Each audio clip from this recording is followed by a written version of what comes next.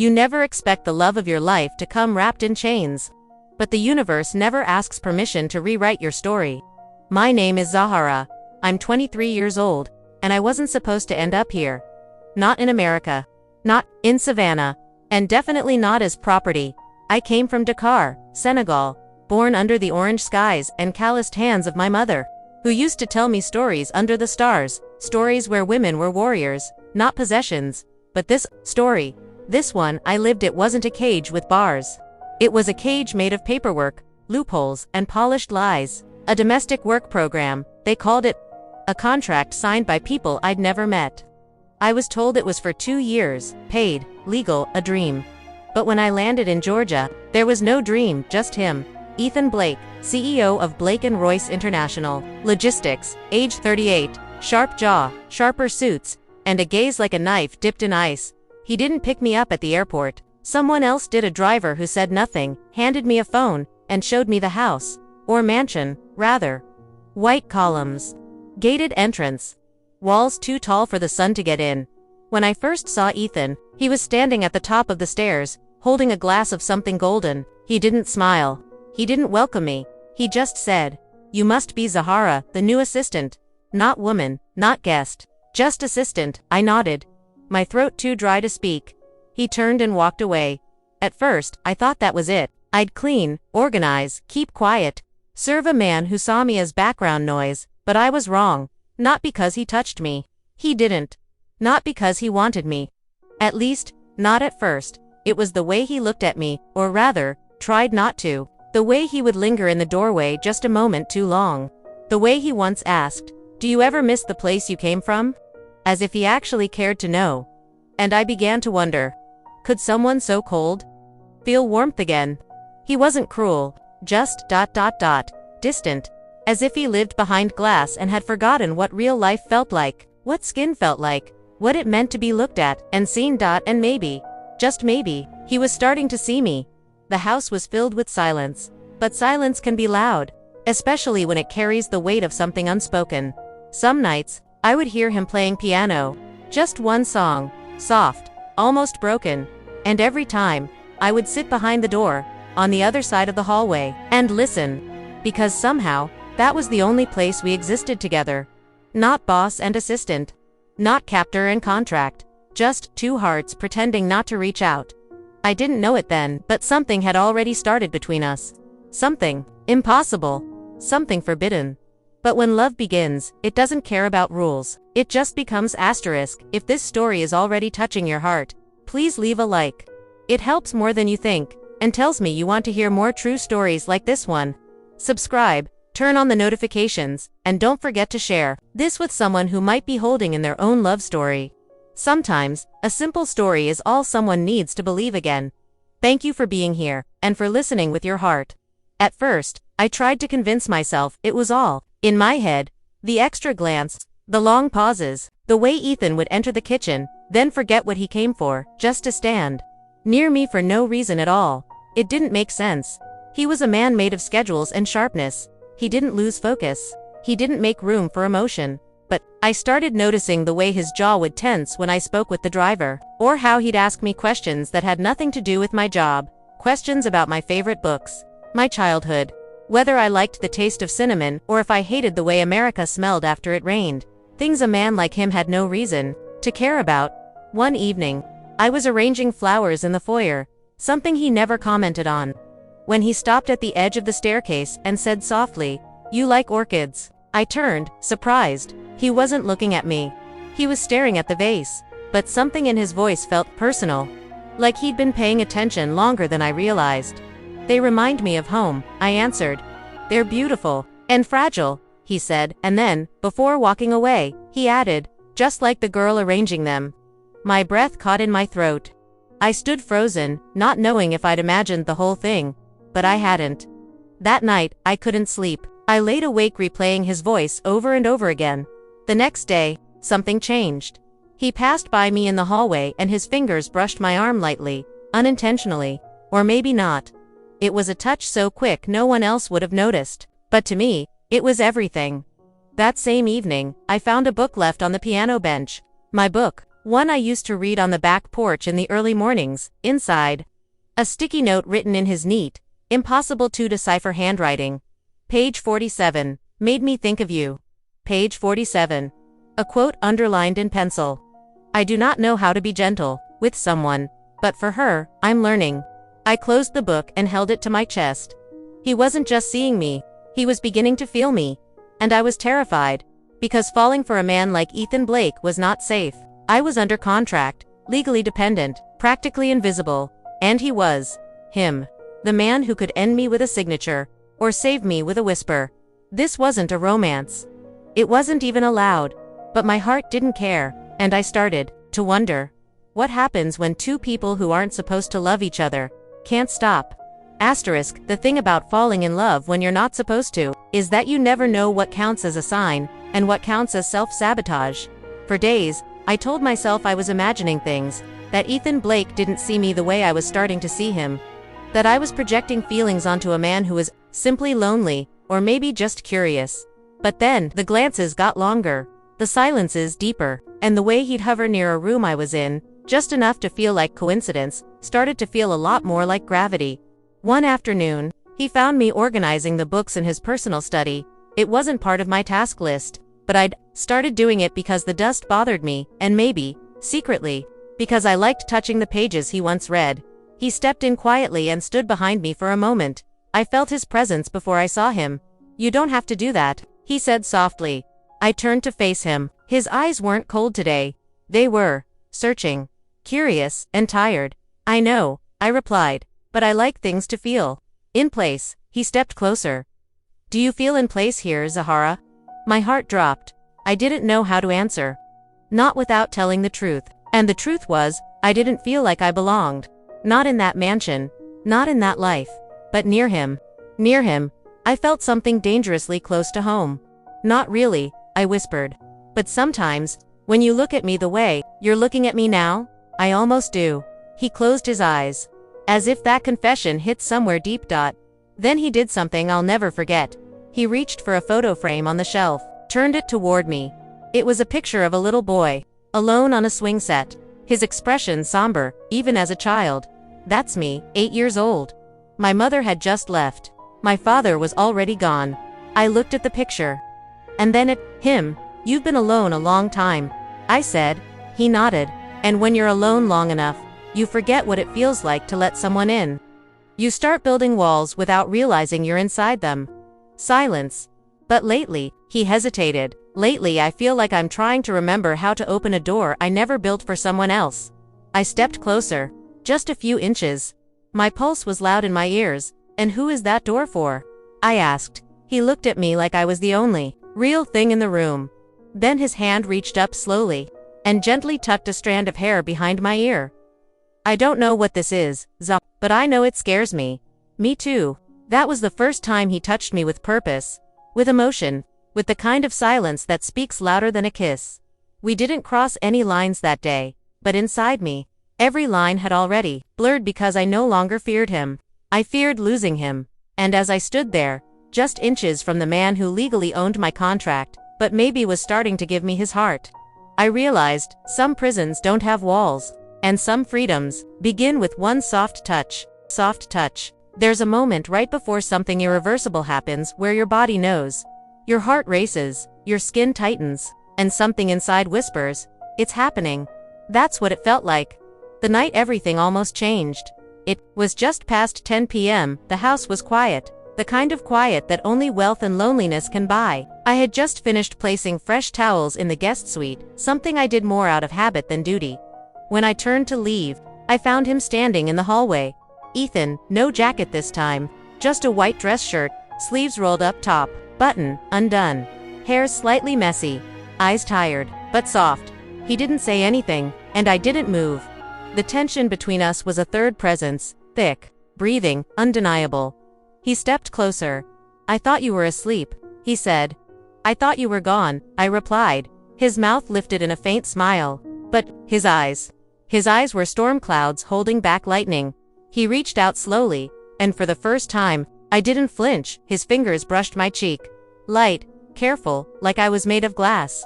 And he wasn't sure if he wanted to hold me, or let me shatter Zahara, he whispered, and just the sound of my name made my knees weaken. I stepped back, my spine hitting the wall behind me. He followed, not aggressively, but deliberately. His hands framed my face now, still not fully touching me, as if asking for silent permission. "You're under my roof, under my protection, under everything," he said, his voice breaking just a little. "And I keep telling myself I can't cross this line. That it would be wrong. That I'd lose myself. That I'd ruin you." I looked up at him, heart in my throat. "Then don't touch me. Unless you're willing to stay." His breath caught. That was it. That was the moment. His lips hovered just above mine, close enough that I could feel their warmth, but he didn't move. Neither did I. We stood there in that unbearable almost kiss, our foreheads touching, our eyes closed, our hearts beating out the truth we were too afraid to say. And then, he stepped back. "I can't," he said, voice shaking. "Not yet," and he walked away, leaving behind only silence, a trembling body, and a heart that was already his. I stood there for minutes, maybe hours, everything inside me screaming, for him to come back, to say it didn't matter. That rules didn't matter, that contracts, titles, fear, none of it mattered. But he didn't return, and for the first time, I realized just how dangerous almost can be, because it gives you a taste, just enough to haunt you, just enough to hurt. That night, I dreamt of him, of his hands, of that kiss that never came, of a love we hadn't yet lived, but already couldn't live without. After that night, everything changed, not with words, not with conflict, but with absence. Ethan didn't avoid me directly, not completely. He was still polite, still professional, but the glances were gone. The lingering moments, the warmth, that invisible string between us, snapped. He was no longer there, not the way he had been. And I was left wondering, was it guilt, regret, or was I just a story he almost told? I kept reliving the hallway, that almost kiss, the way his hands trembled near my skin, as if fighting a battle no one else could see. Had it meant as much to him as it had to me? Or had I built a world in my mind, brick by brick, only to realize I was the only one living in it? For days, he buried himself in meetings, locked in his office. He came home late, left early. I passed by him in the kitchen once, early morning, and for a brief second, our eyes met. He looked exhausted, like he hadn't slept. But before I could say anything, he looked away. And that hurt more than anything he could have said. Because when someone stops looking at you the way they used to, it's not silence. It's rejection dressed in quiet clothes. Isabella, his executive assistant, noticed it too. The way I walked slower now. The way I carried myself. Just slightly smaller. She was always sharp, cold, and territorial. But that week, she seemed almost smug. One afternoon, she stopped me near the stairs and said, "You should know, Mr. Blake is a complicated man. He has phases, obsessions, they pass. Best not to get too, hopeful." I wanted to scream, but I just smiled politely. Because deep down, I wasn't sure if she was wrong. That night, I found myself back in the library. Alone, I sat in the chair where Ethan used to read. I stared at the piano where he used to play. Everything reminded me of him, of us, whatever we were. And suddenly, I couldn't hold it in. I cried. Quietly, but uncontrollably, like the grief of losing something I never really had finally found a crack big enough to escape through. Why had he pulled away? Was I just a fantasy for him? A distraction? Something to make him feel less alone in his perfect, controlled life? I didn't know. And that hurt more than the distance, because uncertainty is the slowest heartbreak. But even in that pain, I couldn't hate him, because the truth is, you don't get to choose who your heart claims. And mine had chosen him long before I gave it permission. And with each one, I started to believe we had returned to how things were before. Before the hallway, before the almost kiss, before I fell harder than I ever meant to. But I was wrong. Because things weren't the same. I was different. And deep down, I think he was too. Still, he kept his distance, buried in spreadsheets, phone calls, quarterly projections, all the walls that made him Ethan Blake. Until the afternoon, everything cracked open. It started small. I was in the foyer, wiping down the glass console near the staircase. Isabella came down, heels sharp against the marble, perfume heavy in the air. She stopped behind me. Didn't say anything for a few seconds. Just watched then. "You know," You've lasted longer than I expected. I paused, turned slowly. Excuse me. Her smile didn't reach her eyes. Girls like you, they come and go. Ethan gets bored, moves on. The help should know their place. I didn't answer. Not because I didn't have words, but because I had too many, and then a voice cut through the room like thunder. That's enough, Isabella. We both turned. Ethan stood at the top of the stairs. He was still calm, but his voice, cold, sharp, absolute. I won't tolerate that kind of talk in my house. Not to her. Not to anyone. Isabella's expression flickered. Shock, then something, like fear. Ethan, I didn't mean you meant exactly what you said, he interrupted. And that tells me everything I need to know. He descended the stairs slowly, each step deliberate. When he reached us, he turned to her. You're dismissed for today, and we'll be discussing your position moving forward. Isabella opened her mouth to argue, then thought better of it. She left. The room fell quiet. I was frozen, heart racing, breath shallow. Ethan turned to me. I'm sorry you had to hear that. I looked down, unsure what to say. People will always think they know what this is, I whispered, but they don't. Not really. He stepped closer. Then let's stop pretending it's nothing. I looked up. His eyes were on mine. Fierce, unapologetic. I've tried to keep distance, Zahara. I've tried to bury this, whatever this is. But I can't. Not when someone speaks to you like that. Not when I see you hurting. Not when I see you hurting. But I knew. You feel it too, I said quietly. He nodded. Just once, and then like something broke inside him. He reached for my hand, not a touch in passing. Not by accident, a choice, a claim. Come with me, he said. We walked in silence, his hand never letting go of mine. Through the hallway, past the rooms where everything began, and into the library. The door closed behind us, and for the first time since I arrived, he didn't look away. Zahara, I don't know how this ends, he said, but I know I can't keep pretending that you're just an employee, or a guest, or some quiet shadow in this house. He exhaled. You're the only thing in here that feels real. I didn't answer. I didn't need to, because for the first time, I knew something too. He wasn't just falling. He was ready to land. Ready to land. It started with moments, not grand declarations. Not dramatic confessions. Just stolen time. A glance across the kitchen island. A brush of fingertips when passing a glass of water. A soft goodnight whispered in a hallway, long after the house had gone still. After Ethan took my hand that day, everything shifted. We didn't speak of labels. We didn't call it love.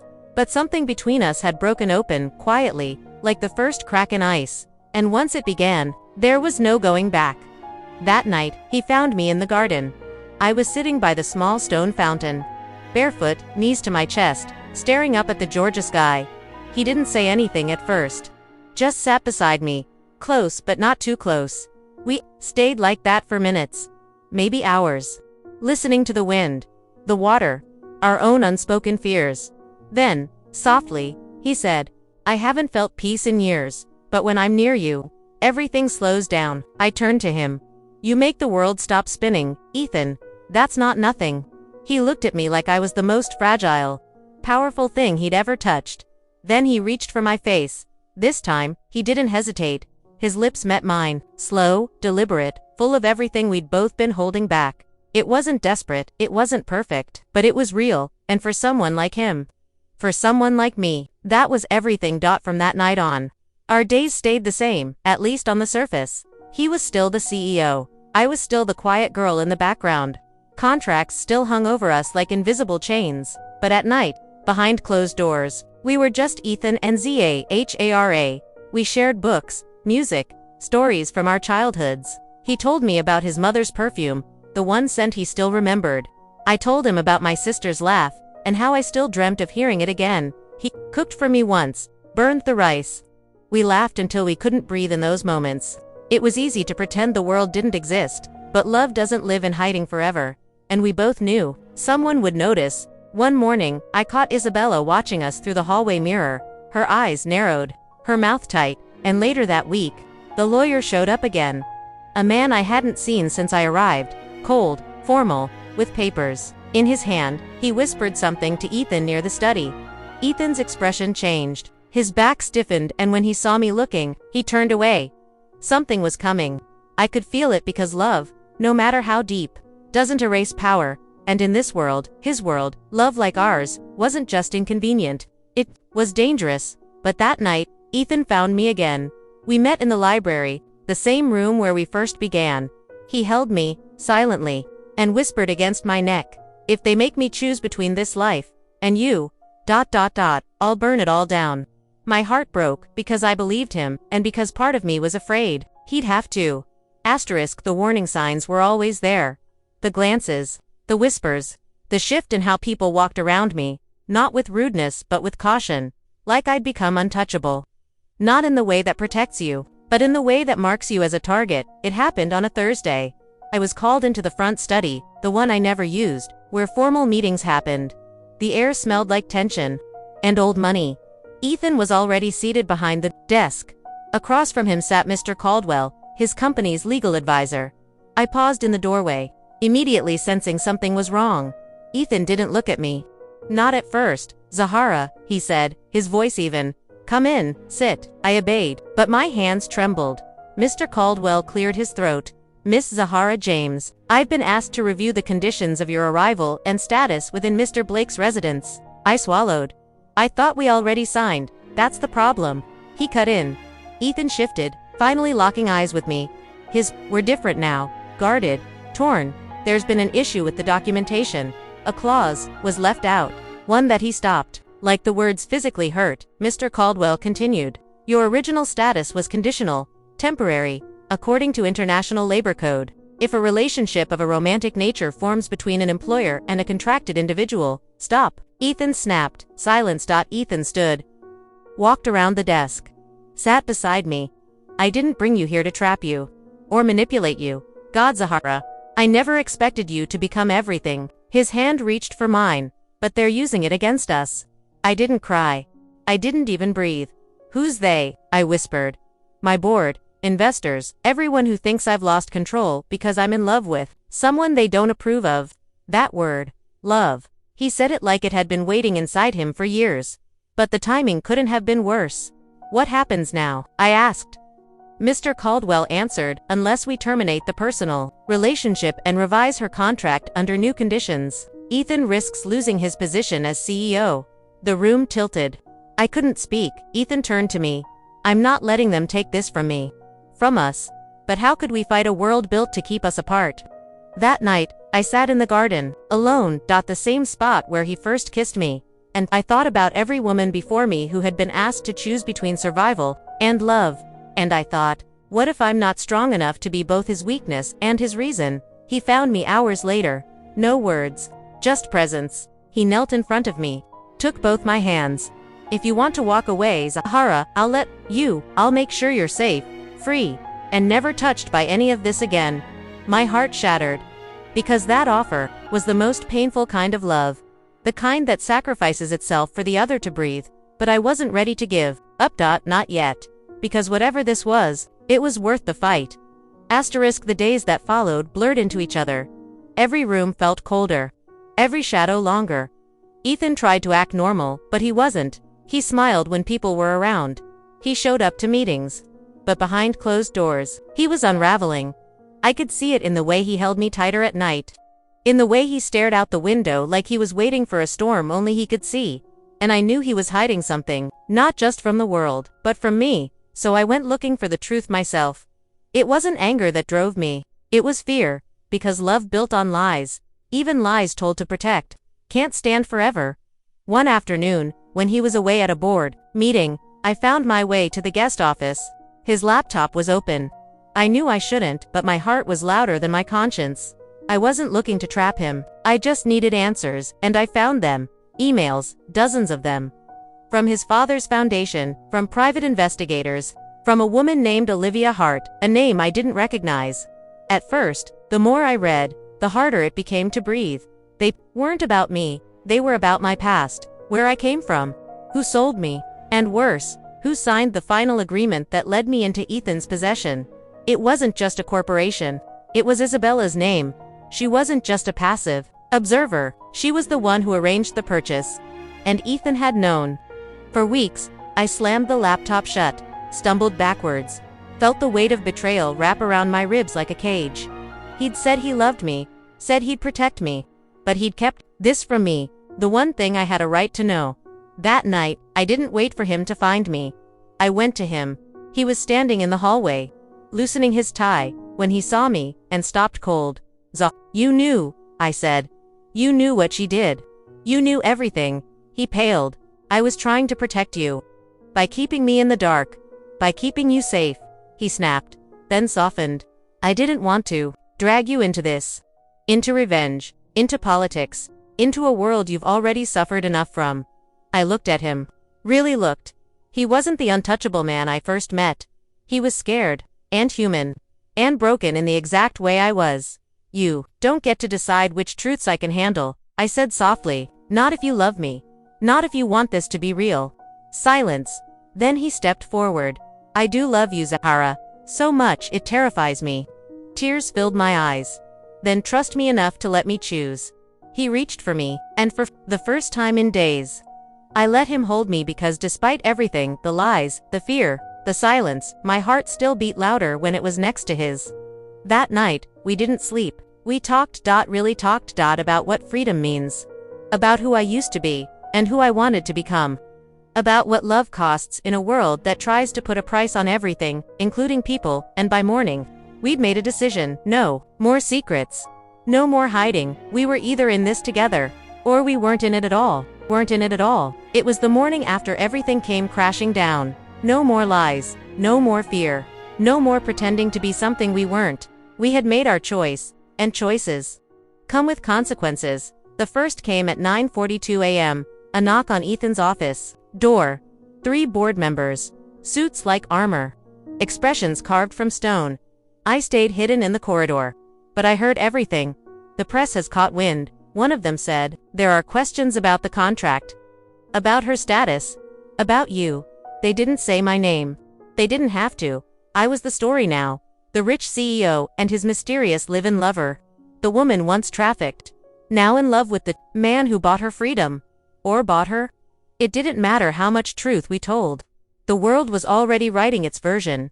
If you don't issue a statement by end of day, another man said, we'll have to consider your removal. I held my breath. Ethan didn't.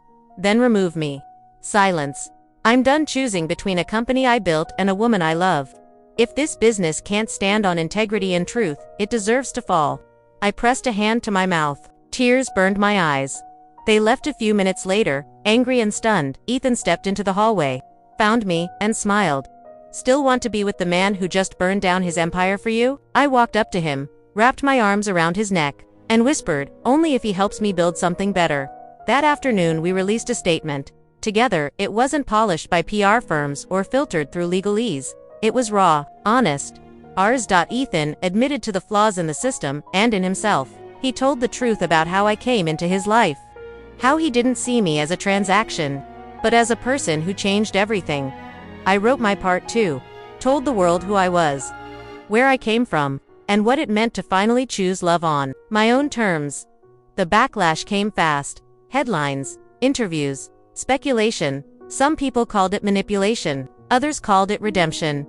But a surprising number called it courage, and for the first time in a long time, I felt free. Not just free from the contract or from the past, but free to love, to breathe, to dream. Ethan stepped down from his company within a week. Not as a defeat, but as a declaration. He didn't need power to be powerful. He didn't need titles to stand tall. He had me, and somehow, that was enough. We spent days in silence after that, not because there was nothing to say, but because everything we needed was already known. I remember one night, lying next to him, his fingers tracing lazy circles on my shoulder.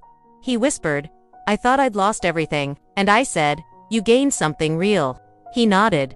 The world tried to brand you, control you, define you. But you're not theirs. He kissed my forehead. You're mine, and more importantly, I'm yours. And in that moment, I realized, when two people refuse to let go, even when everything tells them to, they don't just survive, they rewrite the ending. Asterisk, I used to believe that love was the final chapter.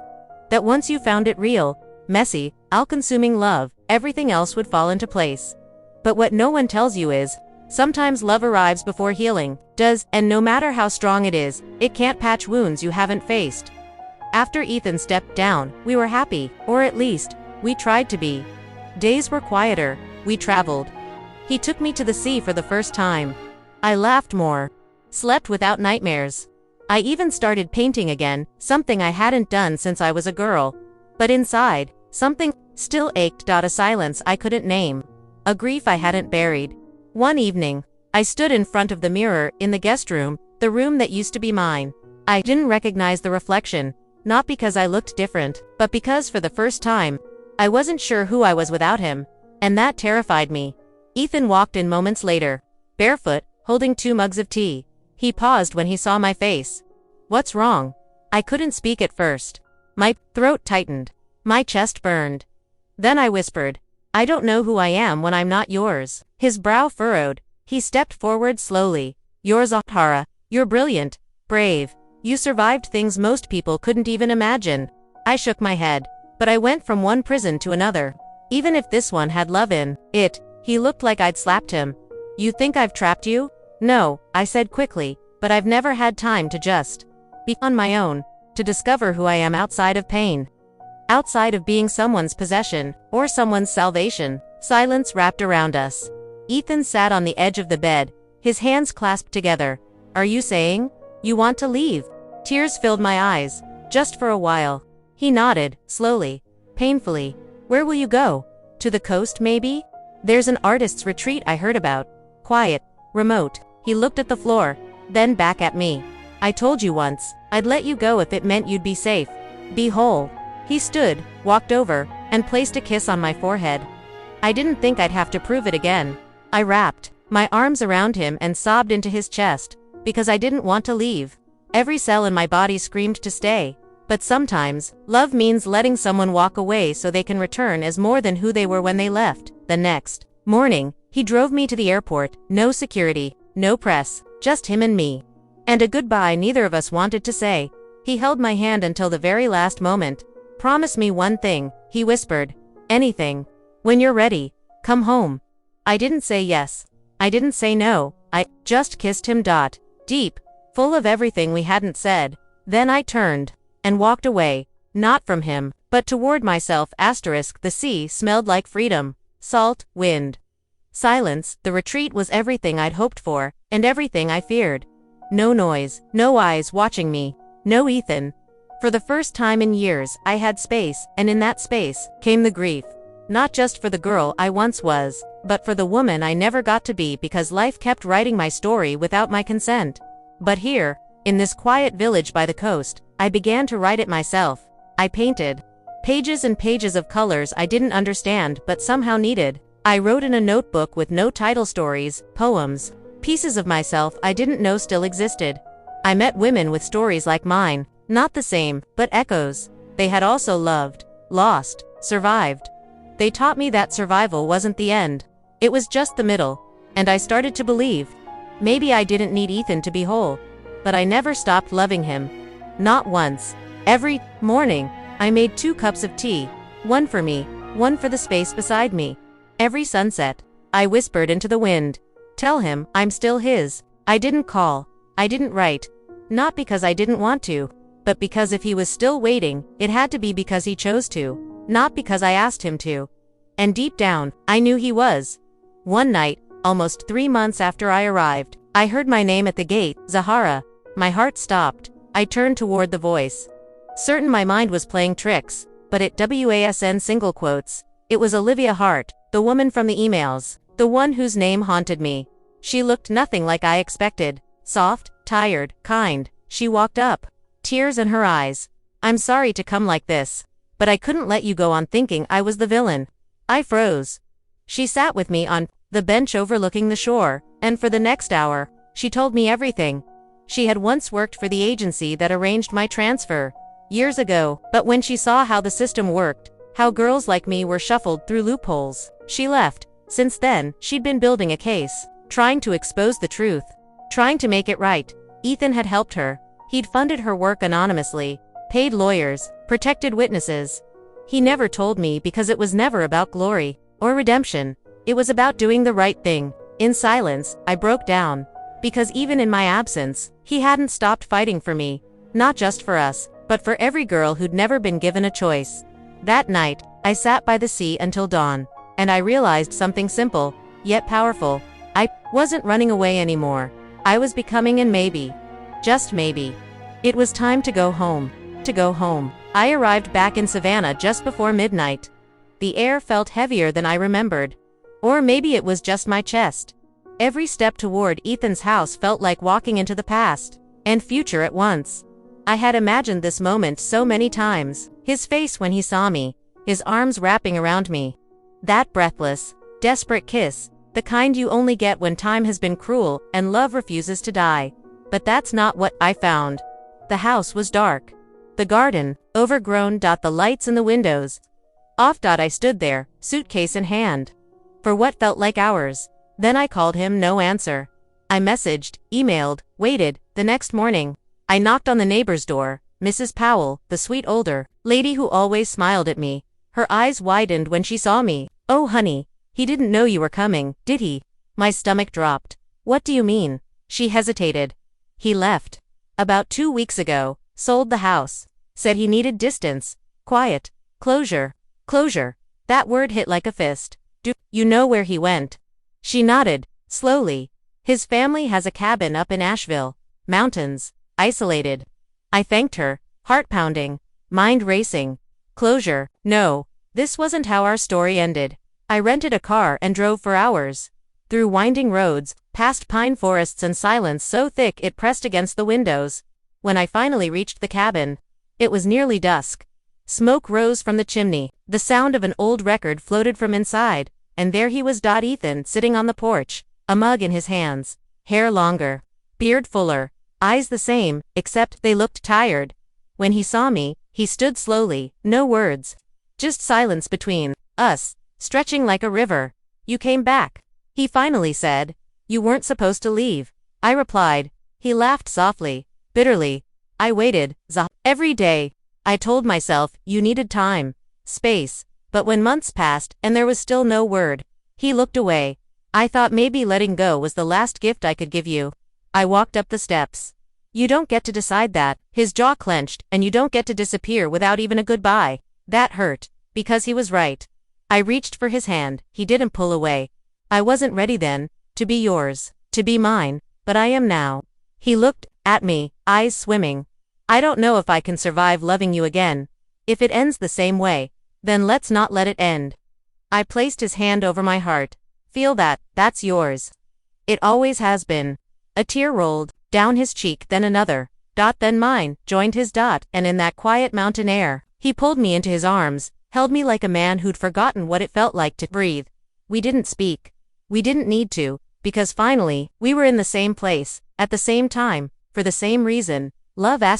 We spent that night in silence, not the kind filled with tension, but the kind that held space for breathing, for remembering. He made dinner. Simple pasta, wine, quiet fire in the hearth. It was the first time I had seen him so still, so exposed. Ethan wasn't trying to impress me anymore, wasn't trying to save me. He was just Ethan, and that, more than anything, broke me open. After dinner, we sat on the porch swing, wrapped in an old blanket, our bodies close but our hands apart. "Why did you really leave?" he asked softly. I swallowed. "Because I needed to find out if the person you loved actually existed, or if she was just a version you created to save." He looked down. "And what did you find?" I reached for his hand. "I found her. She's me." A long breath left his chest.